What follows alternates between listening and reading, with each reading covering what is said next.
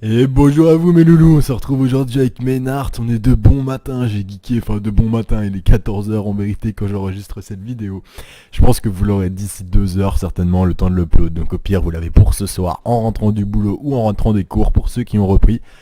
Et vous allez vous régaler mes amis, parce qu'ensemble on va attaquer les tutoriaux pour la race du sanctuaire. Donc je l'ai énormément joué. J'ai joué en gros actuellement, il y a 3 types de jeux que propose le sanctuaire. Ça va être d'abord il y a le jeu Meule, hein, ça on le sait, ça a été le sanctuaire, pardon, l'académie. Vous savez que le jeu Meule a été mis beaucoup en avant. Le jeu Meule qui est notamment avec le héros, je vais vous montrer ici, ce sera simple puisqu'on a ça. Avec ce héros, Ghazal, Dame des Secrets. Attention parce que Ghazal, Dame des Secrets, Ghazal est en 2 versions. Il y a aussi la Ghazal, Héros du Vide. Ghazal, Dame des Secrets, a un pouvoir très orienté meule. Donc vous avez, comme je vous disais, d'abord le meulage. Donc c'est une technique qui consiste pour mémoire à enlever un maximum de cartes de la bibliothèque de votre adversaire jusqu'au moment où il n'en est plus. Très sincèrement, donc moi je suis tombé donc avec ce deck, je suis monté avec le deck que je vais vous présenter, je suis monté à 1003 de côte. Après j'ai un petit peu redescendu parce que j'ai testé le meulage avec Hakim, parce que j'ai pas l'autre héros, j'ai pas l'autre Ghazal. Moi j'ai Hakim et Herald of the Void, donc Ghazal. Et donc j'ai testé avec Hakim le meulage. Et sincèrement, pour moi, en l'état actuellement, en attendant d'avoir des stratégies complètement pétées, ça va arriver, hein, mais il faudra déjà le meulage, il faut avoir du jeu très rare. Et c'est vraiment pas évident. En fait, le meulage actuellement, il est viable, mais il faut vraiment avoir un deck de folie. Parce que vous allez avoir besoin de 4 réalignements cosmiques. C'est une carte qui permet de forcer l'adversaire à se défausser de 5 cartes, mais vous également. Seulement vous vous en foutez, puisque de toute façon vous n'allez pas manquer de cartes, vu que votre adversaire n'est pas un meuleur. Faut avoir toutes les cartes de fortune de l'académie, ça je les ai. Il vaut mieux avoir 4 trônes du renouveau. Enfin vous voyez, le trône de renouveau c'est une fortune épique, hein, pour mémoire. Il est conseillé d'avoir les 4, donc vraiment il faut avoir beaucoup de jeux. Je suis tombé moi-même en jouant Hakim meulage pour essayer, je jouais un meulage offensif.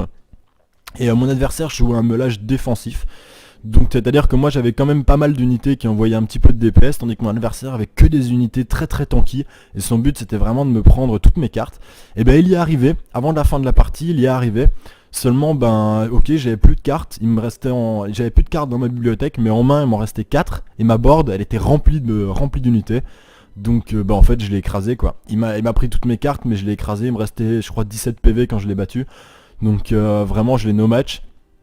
Et donc pour l'instant, à mon avis, enfin de mon expérience, de ce que j'en ai vu, parmi toutes mes parties, je n'ai vu qu'un meuleur. Enfin en fait j'en ai vu 2, mais l'autre a vraiment pas tenu la route, donc je n'en parle même pas.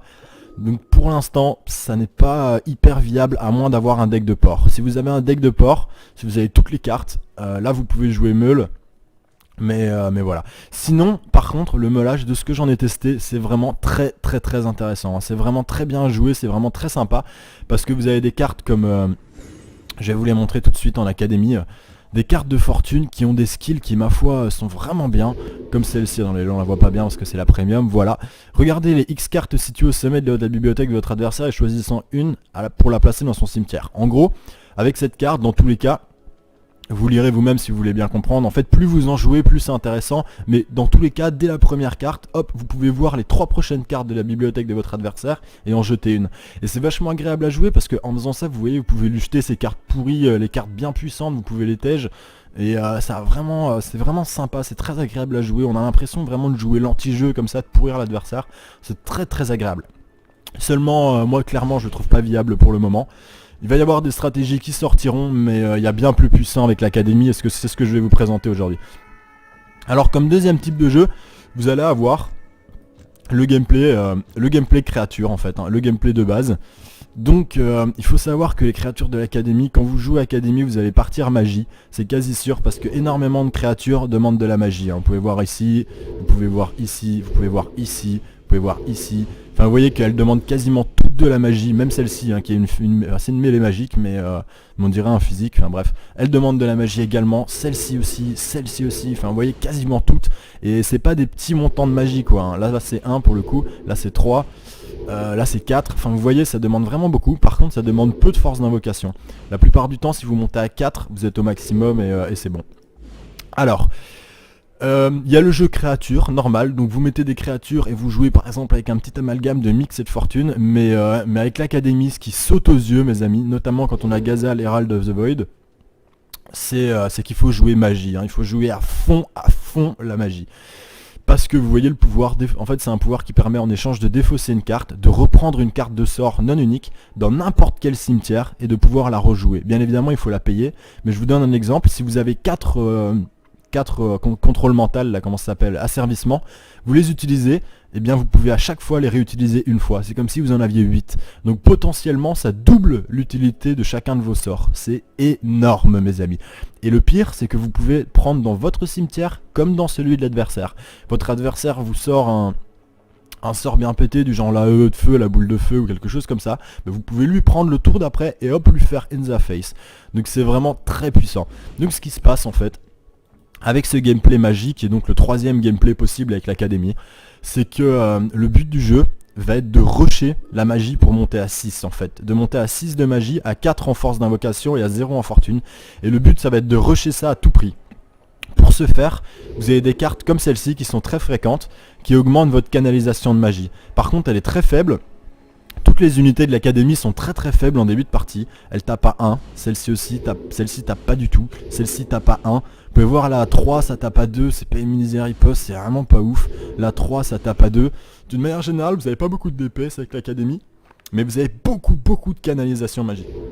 Celle-ci, unité de base, canalisation magie 1. Celle-ci, unité de base, canalisation de magie. Celle-ci, un peu plus rare, canalisation de magie 2. Donc ici, une épique, canalisation de magie 3.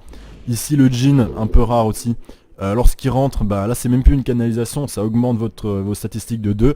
Donc en fait le but mes amis ça va être dès le 4ème tour, si vous jouez bien, vous êtes à 6 ou 7 de magie. Et là voilà, vous êtes prêts et là vous pouvez commencer à bombarder avec vos sorts et à pouvoir les voler derrière si votre adversaire en a, ou à réutiliser les vôtres à perpétuité, c'est quasiment à perpétuité, hein, d'accord. Bon, les créatures je vais vous les présenter d'une façon rapide. Ici, de base, c'est une créature magique mêlée, une créature mêlée normale, qui a canalisation de magie 1, une résistance au sort, donc elle subit que la moitié des dégâts des sorts, c'est l'unité de base. Ici, la gargouille. On aurait pu mettre une unité plus offensive, comme la derviche danseuse. Seulement, nous, je vous l'avais dit mes amis, au début, on va vraiment avec ce deck est très faible. Le but, c'est de tanker mes amis. Il faut vraiment tanker l'adversaire, essayer de prendre un minimum de dégâts. Et dès qu'on arrive à 6, on lui roule dessus. C'est bien simple en général. Si vous laisse monter jusqu'à 6 de mana, vous allez gagner en fait, hein. Donc là voilà, une créature très tanky. On peut voir qu'en 2, on a celle-ci qui a plus de PV et qui peut attaquer, oui. Mais celle-ci mes amis, elle a un point de riposte et elle a une résistance à la magie. Elle subit que la moitié des dégâts en magie. Et ça c'est vraiment très fort. On peut pas vous la faire sauter avec un trait de feu. Les unités, les créatures magiques tapent à moitié dessus. Donc je vous donne un exemple. L'apprenti liche de la nécropole, qui est un tireur magique, tapera à 1 dessus. Donc ça veut dire qu'il faudra qu'elle tape 5 fois cette créature que pour la tuer. Donc c'est vraiment un très bon tank qui va vous permettre de vraiment gagner du temps. Ici, le précepteur magicien, pareil, c'est un tireur, immunisé à la riposte, canalisation de magie 1, une bonne pool PV, pareil, il peut permettre de tanker un petit peu. Et ensuite, là on commence à envoyer du dégât, là on commence un petit peu à envoyer la sauce. Ici, une créature avec évasion.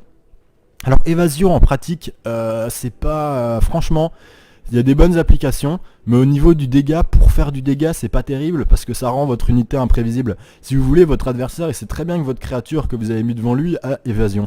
Il peut faire le choix de l'attaquer, ou simplement de ne pas l'attaquer, et en fait, en fonction, il peut décider si votre créature va se déplacer ou pas. Donc en fait, c'est pas trop des créatures sur lesquelles vous pouvez compter. Par contre, ce qui est très bien, c'est qu'elle permet tout simplement de tanker une unité à perpétuité. C'est-à-dire que, toujours dans l'optique de tanker, c'est pour ça que j'en ai mis 4, on vous sort par exemple avec l'Inferno, le gros là, le saccageur qui tape à 4, qui a 3 de riposte et qui a 4 PV. Donc c'est vraiment une unité qui met une forte pression en début de game. Vous lui mettez ça en face, il va vous frapper, votre unité hop elle va bouger, évasion, prendre 0 dégâts. Le tour d'après hop vous le remettez au-dessus et vous continuez comme ça tout le temps. Attention, ça ne marche que contre les mêlées et les créatures volantes, pas contre les tireurs. Mais souvent les tireurs ont un DPS trop faible, donc de toute façon ça n'a pas trop d'importance. Donc vraiment une très bonne unité, on dirait que c'est de l'offensif, mais en fait c'est une unité très tanky, hein. Alors ensuite, le disciple magicien. Alors je l'aime beaucoup, parce qu'elle est en phase, donc ça veut dire qu'elle ne peut pas être attaquée par une créature. Donc elle permet par exemple de, si une créature est vraiment chiante, vous mettez ça en face, et il pourra pas l'attaquer, et vous à chaque tour vous pouvez l'attaquer. Si par exemple vous mettez cette unité là avec devant, si par exemple l'adversaire a un tireur en face, et un tireur assez fort admettons, vous mettez cette unité là et en face une gargouille, et bien l'unité adverse ne pourra pas DPS sur votre DPS en fait, sur la seule unité qui DPS. Bien évidemment c'est ce que n'importe quel tireur aurait fait, mais comme celle-ci est en phase, il peut pas l'attaquer, et donc il va être obligé de se retaper, de se rabattre sur la gargouille, et pendant ce temps là vous le faites mes amis. Donc un combo très très très intéressant. Par contre attention en phase, quand c'est en phase vous ne pouvez pas bloquer un ennemi. C'est à dire qu'il peut taper à travers vous, votre héros, s'il n'y a rien sur la même ligne il peut taper à travers vous. Et en plus on a un petit cadeau ici, on dirait pas mais ça dépanne, la déflagration concentrée 1 que j'aime beaucoup. C'est très très bien, c'est un truc que l'adversaire s'y attend pas. C'est que un point de déflagration, mais croyez-moi, ça fait quelque chose, croyez-moi. Ici le titan. Alors le titan, attention, hein. Une unité à 4, mais à 4 de coups d'invocation en magie. Donc si vous n'avez pas pu poser avant vos érudits et vos précepteurs pour augmenter avec la canalisation, vous ne pourrez pas le poser. Ici une excellente unité, une des meilleures unités selon moi de l'académie. Une unité à 4 qui tape à 3 avec un coup d'invocation faible, hein, normal, ici il n'y a pas vraiment de prérequis, hein, il y en a mais bon évidemment on les a pour la plupart des héros. Ici 3, 0 et 6. Canalisation de magie 2. Et lorsqu'il tue une créature adverse, eh bien les 5 premières cartes de la bibliothèque de l'adversaire sont mises à la poubelle. Donc c'est une créature de meulage, mais en dehors du meulage, elle a 2 de canalisation, elle est très puissante, elle a une bonne pool PV, elle est pas chiante à invoquer. Ça c'est vraiment du bonheur. J'en ai 3, si j'en avais 4, j'aurais mis les 4. Donc comme je n'en ai pas 4, j'ai mis un petit tireur, hein. Ici un tireur classique, 3, 3, 3, 6. Donc un très bon dégât, hein, tout comme celui-là, mais avec une riposte en plus, mais sans la canalisation. Donc c'est très bien, c'est très très bien. Ici deux très bonnes unités, hein, très très bon, c'est du rare. Si vous en avez 4, vous mettez les 4, ça c'est clair et net. Qu'est-ce qu'elle fait? La vivacité, donc ça vous connaissez, elle peut se déplacer et attaquer pendant le même tour, et elle a évasion. Donc elle est non seulement très tanky, mais en plus d'être tanky, elle est très offensive. C'est-à-dire que c'est dommage qu'elle soit pas immunisée à la riposte, mais elle serait vraiment trop forte à ce moment-là. C'est-à-dire que vous la mettez en face d'une unité très forte, hop, elle vous frappe, hop, vous dégagez comme vous avez l'évasion, vous prenez pas la claque. Le tour d'après, hop, vous faites un mouvement, vous revenez, boum, vous lui mettez une claque et vous restez devant. Le tour d'après, il vous attaque, boum, évasion. Et vous recommencez comme ça. Donc vraiment, c'est très très très très bien comme unité, très bien. En plus, un bon petit dégât, 3, une pool PV correct, un petit peu faible, 5. 5 de pool PV pour une créature pas immunisée à la riposte, c'est un petit peu léger. Mais c'est une très bonne carte, hein. Quand elle est bien jouée, elle est vraiment très bien. Ici le Golem Graon qui permet, toujours dans l'optique de recycler les sorts, hein, parce que c'est ça, Gazal, c'est pour vraiment recycler ses sorts. 5 de magie, attention, vous faites pas surprendre. Lorsqu'il entre sur le champ de bataille, on prend un sort non unique ciblé au hasard dans notre cimetière. Donc bon, c'est très bien, et à côté de ça, on a un ton, ce qu'on appelle un ton, donc une unité sans pouvoir vraiment spécial, qui tape assez fort, qui a une bonne pool PV, vous voyez c'est bien, c'est tanky, ça donne un petit plus, enfin voilà, sympa quoi. Et puis elle est rare, j'ai envie de la sortir. Alors là le magicien Pissor mes amis, un grand futur classique du jeu Académie. Dites-le vous bien, le magicien Pissor, il en faut absolument. Pourquoi? Vous savez que l'hôtel des vœux est arrivé. Les 9/10 des joueurs ont des decks très très complets, mais à qui il manque par exemple une carte absolument pétée. Du genre, je sais pas, la mort silencieuse, du genre la force de la mer, la force de la nature, la force de la terre, toutes ces cartes épiques, sorts persistants. Et avec cette carte, quand vous la mettez mes amis, vous sortez votre magicien Pissor, le mec rentre et vous pouvez prendre le contrôle du sort persistant de l'adversaire et le jouer gratuitement, vous lisez bien, gratuitement. Vous posez cette carte, vous prenez la force de la mer de votre adversaire qu'il a eu avec l'hôtel des souhaits, gratos, c'est dans votre poche et vous le mettez et pendant toute la fight, c'est vous qui avez le bonus et pas lui. Donc ça il en faut absolument. Maintenant avec l'hôtel des souhaits, on va voir de plus en plus de joueurs avoir des cartes bien pétées en sort persistant. Donc il faut vraiment au moins mettre 2 magiciens Pissor. Et si vous manque, si quelques cartes ici vous ne les avez pas, je pense même que vous pouvez en mettre un 3ème, très clairement. Enfin, ça dépend à combien vous jouez de côte, mais si vous êtes au-dessus de 1000 de côte, là, vraiment, il faut 3 Pissor au moins. Ici, le Djinn. Donc le Djinn qui, quand il rentre sur le champ de bataille, augmente de 2 ma magie, très bien. C'est toujours ça de prix. Et qui offre 3-3-7, hein, un ton très très correct, voilà. Et ici, mon petit épique à moi, on la voit, elle est sexy et tout, on l'aime avec ses petits titres s'enchaînaient, très très bien. Immunisé à la riposte, canalisation de magie 3, résistance au sort. Et lorsque vous jouez un sort instantané, jouez une carte. Donc c'est une excellente carte mes amis, hein, c'est très très puissant. Vous me direz ouais c'est bien ta canalisation de magie 3, mais quand tu seras à 5 d'invocation, bah normalement au tour 4 t'es déjà à 6. Oui, mais si mon adversaire bute mes érudits dans la partie ou mes précepteurs magiciens, bah je perdrai des points, vous voyez ce que je veux dire? Tandis que là, grâce à ça, bah au lieu d'augmenter ma magie comme un malade, ça va me permettre de commencer tout de suite à piocher et de pas tomber en manque de cartes, vous voyez? Parce que j'aurais pas besoin d'augmenter ma magie, que j'aurai une canalisation de magie 3, enfin évidemment tant qu'elle est pas morte. Et pendant tout ce temps-là, bah, je pourrais piocher des cartes et être devant mon adversaire. Vous voyez un petit peu? Voilà, voilà. Remarquez que cette carte-là, je pense que je l'ai dit tout à l'heure, ce n'est pas une canalisation de la magie. Hein. Quand elle rentre, elle augmente votre magie et c'est tout, ça reste. Hein. Que la carte meure ou qu'elle vive, peu importe. Je vais vous présenter les sorts dans une toute petite seconde.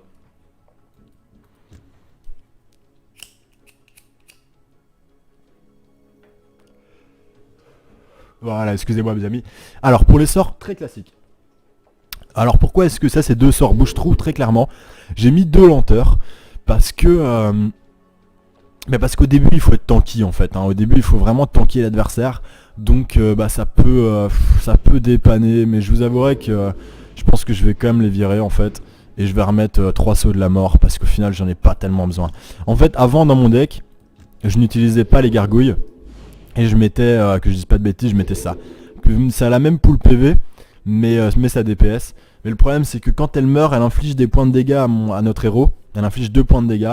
Et en fait, bah, c'est quand même vachement handicapant. Ça a l'air de rien, mais sur le long terme, parce qu'il y a plusieurs cartes comme ça qui infligent des dégâts à votre héros quand vous les jouez.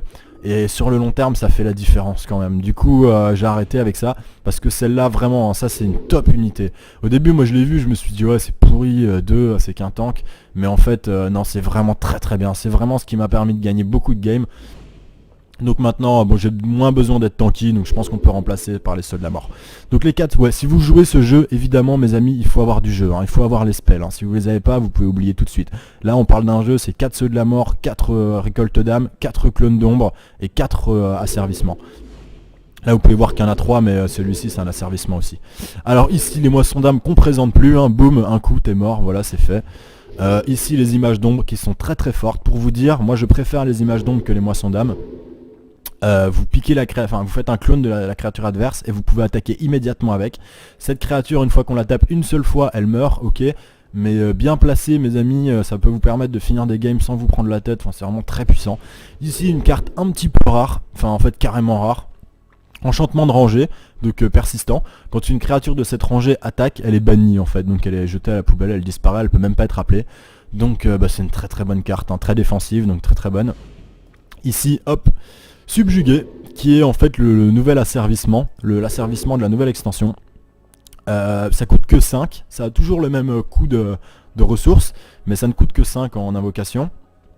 Et ça permet de prendre le contrôle d'une créature adverse. Seulement le défaut de ce sort, c'est qu'au contraire d'asservissement, il peut être dispel. En fait, subjugué se glisse sous la carte dont vous prenez le contrôle, et l'adversaire peut la dispel comme n'importe quel sort. Dans ce cas-là, s'il fait ça, la carte retourne dans la main de l'adversaire. Pour le moment des dispels, j'en ai vu un, on me l'a fait une fois à 1300 de cote. Donc vous pour l'instant sincèrement vous prenez pas trop la tête. Si vous avez de la moule et que vous en avez 4, vous pouvez mettre les 4 hein, clairement, hein. C'est carrément mieux. Et là asservissement, bah voilà, qui peut pas être dispel mais qui coûte 1 point de plus, donc très bien aussi. Voilà voilà mes amis. Allez, oula, bien sûr que je vais enregistrer les modifications mon ami.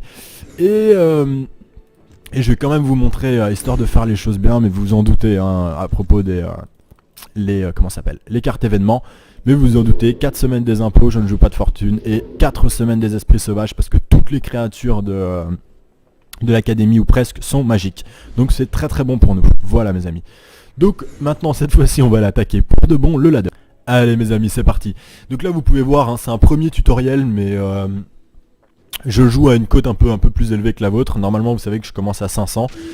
Pourquoi? Parce qu'après je voudrais encore tester d'autres decks, et si je veux vous sortir les tutoriels assez rapidement, c'est vraiment pas le bon délire de redescendre la côte et de la remonter. J'aurai jamais le temps quoi, ça va me prendre trop de temps de faire ça, de faire des allers-retours.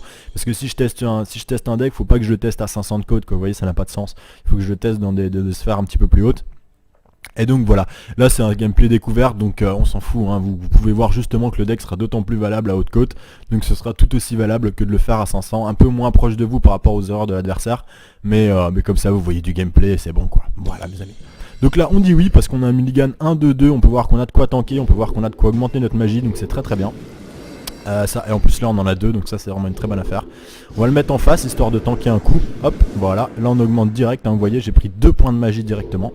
J'augmente mon invocation, hop. Là, il faut pas qu'il me le tue, ça m'arrangerait, mais s'il me le tue, c'est pas trop grave, ça va pas trop me mettre dans la merde. Donc, bon, il y a un petit problème contre les joueurs du Havre, il faut le savoir. C'est que, et là tout de suite, hein, vous voyez, j'ai des très bons sorts qui sortent, donc ça c'est vraiment la bonne affaire. Là, vous voyez, je pourrais tout de suite lui faire ça, hein, si j'avais voulu. Il se trouve que je vais pas le faire, parce que ça n'aurait pas beaucoup de sens. Et là, je suis déjà à 4 de magie. C'est-à-dire qu'en cas de problème, bah, je peux déjà envoyer mon sort. Et en continuant d'augmenter ma magie, et quasiment le tour d'après je peux utiliser ça. Là j'ai une gargouille donc je peux tanker sur le terrain. Et voilà mes amis, voilà comment ça se joue. Donc là le jeu est vraiment en train de devenir de plus en plus close pour mon adversaire. Bah là c'est bien, il choisit de balader son unité, donc bah très bien, je lui souhaite beaucoup de bonheur. Nous pendant ce temps là, bah, on va sans plus tarder s'invoquer ceci.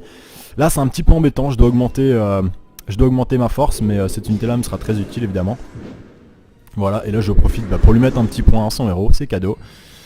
Et là, on peut commencer à envoyer la sauce, hein. Vous voyez qu'on est déjà à 4. Là j'ai des sorts en rab, hein. J'ai pas mal de très bons sorts en rab. Donc s'il met une de ses unités en face, au prochain tour il va se payer un saut de la mort. Et après je peux encore lui envoyer ça, et après je peux faire une possession, enfin vous voyez, c'est très très bon. Donc là il fait un très mauvais choix, hein. Il sacrifie cette unité là, son assassin est bien embêté là-haut. Il tape à 2, est-ce que j'ai les moyens de me prendre une claque? Attendez, parce que je voudrais ne pas jouer mes deux... Très bien, voilà, je lui prends son assassin. Vous voyez que j'utilise une carte, hein, mais j'en ai énormément des sorts, enfin concrètement je m'en fous quoi. Là le problème c'est que je vais prendre, si je l'attaque, je vais prendre un point de riposte et derrière il pourra me le tuer, oui, parce qu'elle n'est pas immunisée riposte. Alors la meilleure solution à faire dans ces cas là est de faire ça, et de faire ça, voilà. Comme ça le prochain tour quand... Ah mais je suis hypnotisé. Ah là là là là. Une petite erreur de calcul de ma part mes amis, j'en suis désolé. J'avais pas pensé au fait que j'étais hypnotisé. Mais vous savez ce que c'est, hein, on peut pas être parfait. Donc là je vais m'invoquer ma gargouille, comme ça elle sera là. Je vais quand même la mettre là au cas où l'évasion marcherait malgré l'hypnotisation. Mais à mon avis là je l'ai dans le baba. De toute façon c'est pas grave, ça n'a aucune importance. Absolument aucune, hein. Là je monte en magie donc dès que je vais arriver à 6, voilà, donc l'évasion ne marche pas, on le saura. Moi-même j'en étais pas sûr. Voilà, donc là il fait une très bonne affaire, comme vous pouvez le voir, ça va être tout simple. Il va se payer ça, hop, voilà. Et je le rappelle, hein, à partir de maintenant, je peux tout simplement, à chaque tour, en fait, rappeler un sort. Là j'augmente une dernière fois ma magie, je suis à 6. Et à chaque tour, je pourrais rappeler mes sorts, et ainsi de suite, en fait. Donc ça va devenir, là j'utilise ça pour faire un peu d'esbrouf, lui mettre un point de dégâts en plus. Ah non, celle-là est même pas magique. Vous voyez, ça c'est un petit peu trompeur, on dirait que ces unités qui donnent de la canalisation sont magiques, mais non. Donc là, c'est un tireur, il va s'empaler sur ça, mettre 3 plombes à le tuer, après je mettrai l'autre, enfin vous voyez. Et pendant ce temps-là, je suis à 6 de magie. Donc dès qu'il va m'envoyer une créature balèze, hop, je lui vole. Et le tour d'après, s'il le refait, je lui revole, parce que j'aurais rappelé mon sort, et ainsi de suite à perpétuité. Donc là, il fait une très bonne affaire, il inflige 2 points de dégâts, c'est pas bien du tout ce qu'il fait. C'est un très très mauvais choix. Oh là là, mon adversaire qui fait un truc très discutable. Oh là là, qui part en mode rush sur mes unités, c'est pas grave, nous on va s'invoquer ceci. On va lui prendre ceci, on va se mettre ceci là. On augmente notre force d'invocation et comme ça on peut quand même se faire péter une petite créature avec 2 de magie en plus. Et elle tape à 3, on peut le voir. Donc moi ce que je crois c'est que je vais directement me la mettre ici. Voilà, et roule. Et donc là on est très très très bien, on a 8 de magie. Pourquoi 8 ? Parce qu'on a 2 plus 1 et 1, parce qu'au cas où je perds des unités, c'est bien d'avoir un peu plus, vous voyez. Là j'ai des très bons sorts. Voilà, donc là typiquement il a carrément envoyé la sauce quoi, le mec il a fait péter tous ses sorts. Ah oui, c'est Ishuma, là j'ai pas été très malin, c'est Ishuma donc qui blast. Donc là on peut voir que j'ai perdu beaucoup de points de magie. Ça n'est pas grave, ça n'est absolument pas grave. Voilà ce que je vais faire. Au prochain tour on a 8, donc c'est parfait. Je peux m'invoquer ceci. C'est dommage parce que celle-ci vole des sorts persistants. Et là il n'y en a pas en jeu, mais bon faut pas oublier qu'elle fait ça, mais elle fait également du DPS, donc très bien. Et donc là, bah, on continue notre DPS, hein. Et on attend que notre adversaire invoque des créatures, on est chaud, on a ce qu'il faut. Donc bah quand il veut. Et là, ça envoie du spell encore et encore, hein. Ça y va, ça balance la sauce. C'est pas bien grave. Donc là, bah, il continue à prendre son petit DPS. Comme on en a marre, où est-ce que je pioche une carte avant? Oh, je suis plus à 6. Est-ce que j'augmente à 6? Non, non, non, je vais piocher une carte là, ce serait bien. Vous voyez, j'ai beaucoup de sorts, hein. Beaucoup. Donc hop, on va lui faire ça. Et on lui fait ça, voilà. Et là, bah, on continue à DPS, on se prend pas la tête. Vous voyez qu'on a vraiment de quoi faire derrière. On a vraiment de quoi envoyer du gros pâté. C'est dommage que là, il nous ait pris beaucoup de PV. Mais je pense que là, il a craqué tous ses sorts, hein. Là, à mon avis... Au prochain tour, on sera à 10. Donc au besoin, on peut faire une moisson d'âme plus un asservissement. Donc on est ultra safe. Surtout que là, à mon avis, il va commencer à envoyer des créatures un peu plus HL. Parce qu'il est quand même monté à 4. Là, il serait temps qu'il envoie un peu la sauce. C'est bien dommage, j'aurais voulu, eh ben voilà, un petit Wanizame, mes amis. Ça va être très bon pour nous. À mon avis, on va déplacer celle-ci. On va la mettre là. On va mettre le Wanizame là. Et derrière, on va monter en dégâts. Voilà, donc très bien. Mon adversaire qui choisit de faire ça, moi je pense que ce que je vais faire, c'est déplacer celle-ci, lui piquer son Wanizame. Voilà, comme ça c'est fait, et tuer celle-ci, mes amis. Ou alors j'invoque, est-ce qu'elle est sensible? Ah ouais, non, mais elle est chiante, celle-là, je vais la tuer. Parce qu'elle a elle congèle en fait, elle fait un truc un peu merdique. Voilà, et nous, on DPS, mes amis. Comme vous pouvez le voir, une fois qu'on est monté à 6 de magie, notre adversaire ne peut rien faire. Je rappelle que tous ces sorts là, si j'en ai besoin, je peux les réinvoquer, hein. Pas de problème. Je peux tous les réinvoquer au prochain tour. Là, mon adversaire qui choisit de faire à tout prix du dégât et qui abandonne, voilà. Donc ça, c'est typiquement un adversaire qui est un gros rageux. Parce qu'avant de partir, il fait son petit dégât au héros, il vous laisse même pas le finir. De toute façon, le mec qui s'appelle Nitro Cortex, on a bien senti que voilà. Et j'espère que ça vous a plu pour ce premier tutoriel, ma foi. Je suis content, j'ai pu vous montrer du gameplay. Vous avez compris, au début, vraiment très défensif. On donne l'impression d'être derrière. Mais en fait, dès qu'on arrive à 6 de magie, même à partir de 4, si vous avez quelques sorts à 4 en main, vous pouvez commencer à très sérieusement dealer. Et là, il faut savoir que, ok, j'avais que 2 cartes en main, mais dites-vous bien qu'à chaque tour, je pouvais rappeler un asservissement ou une moisson d'âme. Vous pouvez le faire qu'une fois par carte, parce qu'après, elle est bannie. Mais j'avais, de mémoire, je crois que j'avais un clone d'ombre, 2 moissons d'âme, et 1 ou 2 asservissements dans mon cimetière, sans compter toutes celles que j'ai dans ma bibliothèque qui allait arriver. Donc vous voyez, en fait, j'étais largement devant mon adversaire et j'ai très largement dominé la fin de la partie, hein. Mon adversaire, vous voyez qu'il m'a fait quelques dégâts, il m'a mis à 10, mais uniquement parce qu'il a envoyé des mantes Pao sur les endroits où il n'y avait pas d'emplacement. Il aurait mis des créatures là, je les aurais tuées, vous voyez. Donc ça a vraiment été juste parce qu'il a cherché son petit DPS en sacrifiant ses unités, quoi. Enfin, en sacrifiant ses mantes Pao sur des conneries. Donc voilà, mes amis. Un autre aspect avant de partir, parce que je veux que vous sachiez dans quoi vous vous engagez avec l'académie. Pensez bien à suivre les créatures que je vous ai données, mes amis. Ce que je vous ai donné comme modèle, très sincèrement, ça va devenir rapidement un des standards de l'académie. Parce qu'il y a beaucoup de créatures. Il y a beaucoup de créatures à double tranchant. J'ai vraiment beaucoup passé de temps. Je pense que c'est évidemment, comme j'ai dû la découvrir, ça m'a pris énormément de temps. Mais il y a beaucoup de créatures qui sont à double tranchant, qui vous niquent un peu. Comme celle-ci, les djinns en fait. Celle-ci c'est pareil. Lorsqu'elle attaque, il faut dépenser 2. Vous voyez, c'est une créature à 3 qui a une bonne pool de dégâts, qui a 6 PV. Mais elle demande 2 quand elle attaque. Ou alors on lui inflige 2 points de dégâts. Et là c'est tout de suite moins intéressant, mes amis. Surtout qu'elle n'est pas immunisée à la riposte. Ah si, elle est immunisée à la riposte, donc ça c'est un petit plus. Mais c'est pas intéressant. Parce qu'en plus de ça, c'est un tireur magique. Et des tireurs, vous allez déjà en avoir beaucoup avec ceux dont vous avez besoin pour monter votre magie. Celle-ci, pareil. À la fin de votre tour, si vous avez 0 de ressources, infligez 1 point de dégâts à votre héros. Ça n'a l'air de rien.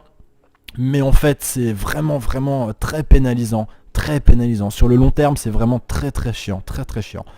Donc voilà. Et je vous conseille vraiment de suivre tout ça. Je vous mettrai la vidéo, le lien du deck dans la description. Je vous conseille vraiment de suivre ce deck. Et si vous voulez jouer ça, c'est très puissant. On se souvient bien qu'en début de game, on est très défensif. Et à partir de... faut vite en fait rusher 4 ou 6 points de magie. Et là on envoie la sauce. Comment bien choisir son mulligan avec cette race? Avec cette race et particulièrement ce deck. C'est bien simple. Quand vous commencez, il faut que vous ayez au minimum un érudit. C'est à tout prix. Il faut que vous ayez un érudit et une gargouille ou alors un précepteur magicien. Il faut au moins que vous ayez un et un ou un. D'accord? Il faut au moins que vous ayez deux parmi ces 3 là, il faut que vous en ayez 2. Le mieux c'est d'en avoir 3 parmi ces 3 là, et après vous pouvez dire oui, le reste on s'en branle. Très clairement le reste on s'en fout, parce qu'à partir du moment où vous avez ça, vous avez de quoi tanker. Bon, dites pas oui si vous avez vraiment des merdes, hein, si dans le reste de la main, si après vous avez 4 asservissements, enfin moi je les prendrais, mais dites pas oui, c'est un petit peu gamble, mais vraiment, ce qui est plus important, c'est d'avoir ces créatures-là, ces 3-là, si vous voulez jouer ça, il vous les faut à tout prix dans votre mulligan. Forcément, une comme ça à 1, ou alors une comme ça, ou alors une comme ça, et dans tous les cas, 2 de celle-là. Au pire, si vous n'avez pas de 1, c'est pas encore trop grave, parce que si vous augmentez la magie, vous pouvez sortir le précepteur magicien, mais derrière vous serez en retard sur votre population. Vous serez à 3 parce qu'il augmente de 1 la magie, vous serez à 3 et vous aurez toujours qu'un de ressources. Donc c'est un petit peu chaud, surtout si derrière vous devez sortir ça qui demande 3, vous voyez. Donc c'est vraiment assez important d'avoir rapidement un érudit directement, et après soit l'un soit l'autre. Si vous en avez 2, si vous avez 2 comme ça et 1 ou 1, ou alors 1 comme ça et 2 comme ça et 1 comme ça, c'est très bien. Vraiment ça c'est très important, ces 3 premières cartes là, c'est le bon départ qui va vous permettre de continuer. Alors là si en plus dans votre main vous avez un asservissement et une moisson d'âme ou un truc comme ça, là vous êtes vraiment 100% bénéfice, c'est que du bonheur mes amis.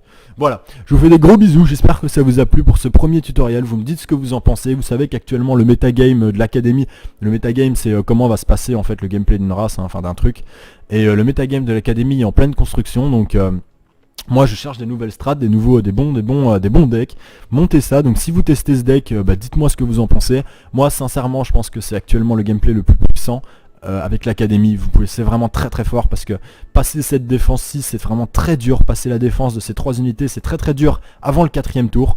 Et moi au 4ème tour j'ai des moissons d'âme, donc si l'adversaire a quelque chose de sérieux, des moissons d'âme et des copies de cartes. Si l'adversaire a quelque chose de sérieux, je défonce quoi. Donc voilà mes amis, je vous fais des gros bisous, tenez-moi au courant et dites-moi ce que vous en pensez dans les commentaires. Allez, ciao. Un sort bien pété du genre la de feu, la boule de feu ou quelque chose comme ça, mais vous pouvez lui prendre le tour d'après et hop lui faire in the face. Donc c'est vraiment très puissant. Donc ce qui se passe en fait avec ce gameplay magique, et donc le 3ème gameplay possible avec l'académie, c'est que le but du jeu va être de rusher la magie pour monter à 6 en fait. De monter à 6 de magie, à 4 en force d'invocation et à 0 en fortune. Et le but ça va être de rusher ça à tout prix. Pour ce faire, vous avez des cartes comme celle-ci qui sont très fréquentes, qui augmentent votre canalisation de magie. Par contre, elle est très faible. Toutes les unités de l'académie sont très faibles en début de partie. Elle tape à 1, celle-ci aussi, celle-ci tape pas du tout, celle-ci tape à 1. Vous pouvez voir là à 3 ça tape à 2, c'est pas une riposte, c'est vraiment pas ouf. Là 3 ça tape à 2. D'une manière générale, vous avez pas beaucoup de DPS avec l'académie, mais vous avez beaucoup de canalisation magie.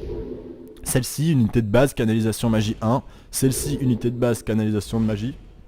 Celle-ci, un peu plus rare, canalisation de magie 2. Donc ici, une épique, canalisation de magie 3. Ici, le djinn, un peu rare aussi. Lorsqu'il rentre, là c'est même plus une canalisation, ça augmente vos statistiques de 2. Donc en fait, le but, mes amis, ça va être dès le 4ème tour. Si vous jouez bien, vous êtes à 6 ou 7 de magie. Et là, voilà, vous êtes prêts, et là vous pouvez commencer à bombarder avec vos sorts et à pouvoir les voler derrière si votre adversaire en a, ou à réutiliser les vôtres à perpétuité. C'est quasiment à perpétuité, hein, d'accord. Bon, les créatures, je vais vous les présenter d'une façon rapide. Ici, de base, c'est une créature magique mêlée.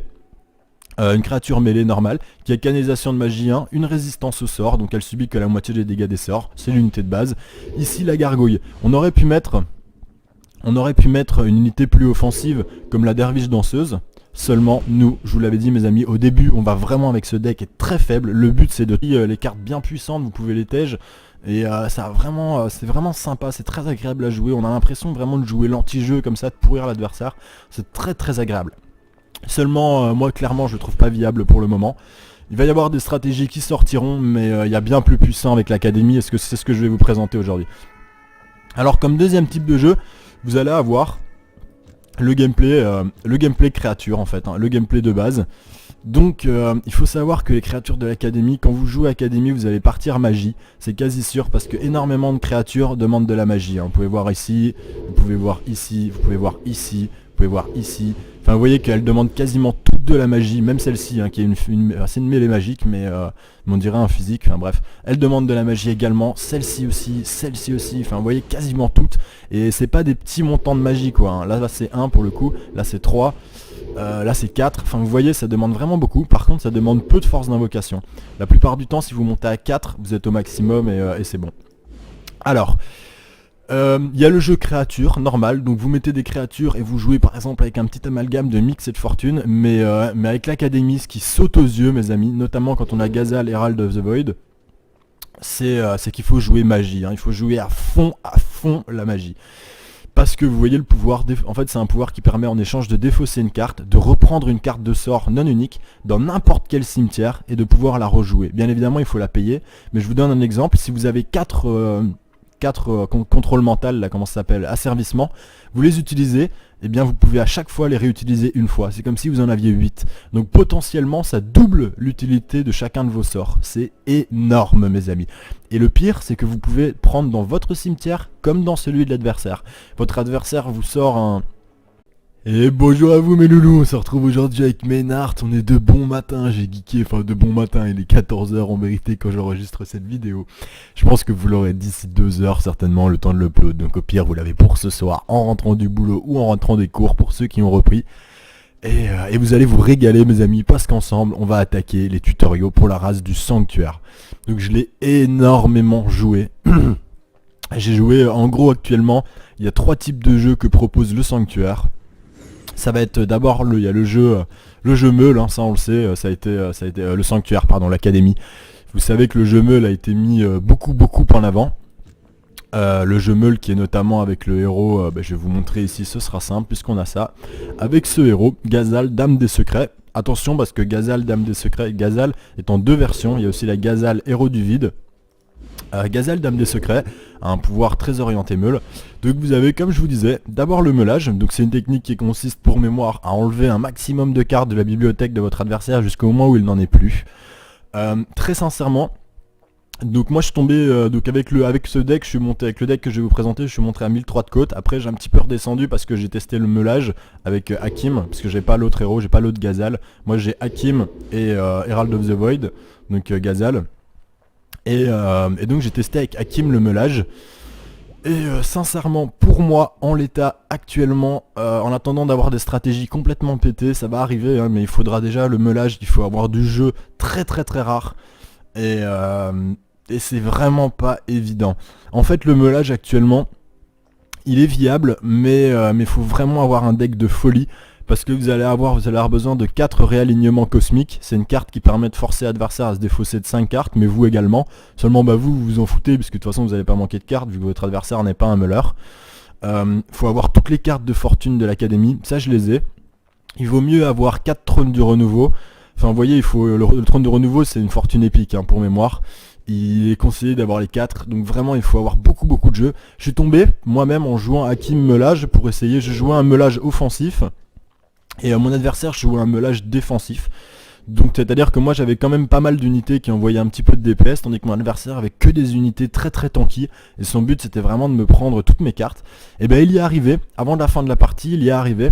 Seulement ok, j'avais plus de cartes, j'avais plus de cartes dans ma bibliothèque, mais en main il m'en restait 4. Et ma board elle était remplie d'unités. Donc en fait je l'ai écrasé quoi. Il m'a pris toutes mes cartes mais je l'ai écrasé, il me restait je crois 17 PV quand je l'ai battu. Donc vraiment je l'ai no match. Et donc pour l'instant à mon avis, enfin de mon expérience, de ce que j'en ai vu, parmi toutes mes parties je n'ai vu qu'un meuleur. Enfin en fait j'en ai vu 2 mais l'autre a vraiment pas tenu la route, donc je n'en parle même pas. Donc pour l'instant ça n'est pas hyper viable à moins d'avoir un deck de port. Si vous avez un deck de port, si vous avez toutes les cartes, là vous pouvez jouer meule. Mais voilà. Sinon, par contre, le meulage, de ce que j'en ai testé, c'est vraiment très intéressant. C'est vraiment très bien joué, c'est vraiment très sympa. Parce que vous avez des cartes comme... je vais vous les montrer tout de suite en académie. Des cartes de fortune qui ont des skills qui, ma foi, sont vraiment bien. Comme celle-ci, dans les on la voit pas bien parce que c'est la premium, voilà. Regardez les X cartes situées au sommet de la bibliothèque de votre adversaire et choisissant une pour la placer dans son cimetière. En gros, avec cette carte, dans tous les cas... Vous lirez vous-même si vous voulez bien comprendre. En fait, plus vous en jouez, plus c'est intéressant. Mais dans tous les cas, dès la première carte, hop, vous pouvez voir les 3 prochaines cartes de la bibliothèque de votre adversaire et en jeter une. Et c'est vachement agréable à jouer parce qu'en faisant ça, vous voyez, vous pouvez lui jeter ces cartes pourries, tanker mes amis. Il faut vraiment tanker l'adversaire, essayer de prendre un minimum de dégâts. Et dès qu'on arrive à 6, on lui roule dessus. C'est bien simple en général. Si vous laisse monter jusqu'à 6 de mana, vous avez gagné en fait. Donc là voilà, une créature très tanky. On peut voir que en 2 on a celle-ci qui a plus de PV et qui peut attaquer, oui. Mais celle-ci, mes amis, elle a un point de riposte et elle a une résistance à la magie. Elle subit que la moitié des dégâts en magie et ça c'est vraiment très très fort. On peut pas vous la faire sauter avec un trait de feu, les unités, les créatures magiques tapent à moitié dessus. Donc je vous donne un exemple. La liche, l'apprenti liche de la nécropole, qui est un tireur magique, bah tapera à 1 dessus. Donc ça veut dire qu'il faudra qu'elle tape 5 fois cette créature que pour la tuer. Donc c'est vraiment un très très très bon tank qui va vous permettre de vraiment gagner du temps. Ici, le précepteur magicien, pareil, c'est un tireur, immunisé à la riposte, canalisation de magie 1, une bonne pool PV, pareil, il peut permettre de tanker un petit peu. Et ensuite, bah là on commence à envoyer du dégât, là on commence un petit peu à envoyer la sauce. Ici, une créature avec évasion. Alors évasion en pratique, c'est pas... franchement, il y a des bonnes applications, mais au niveau du dégât, pour faire du dégât, c'est pas terrible parce que ça rend votre unité imprévisible. Si vous voulez, votre adversaire, il sait très bien que votre créature que vous avez mis devant lui a évasion. Bah, il peut faire le choix de l'attaquer, ou simplement de ne pas l'attaquer, et en fait, en fonction, bah, il peut décider si votre créature va se déplacer ou pas. Donc en fait, c'est pas trop des créatures sur lesquelles vous pouvez compter. Par contre, ce qui est très très très bien, c'est qu'elle permet tout simplement de tanker une unité à perpétuité. C'est-à-dire que, toujours dans l'optique de tanker, c'est pour ça que j'en ai mis 4. On vous sort par exemple avec l'Inferno, le gros là, le saccageur qui tape à 4, qui a 3 de riposte et qui a 4 PV. Donc c'est vraiment une unité qui met une forte pression en début de game. Bah, vous lui mettez ça en face, il va vous frapper, votre unité hop elle va bouger, évasion, prendre 0 dégâts.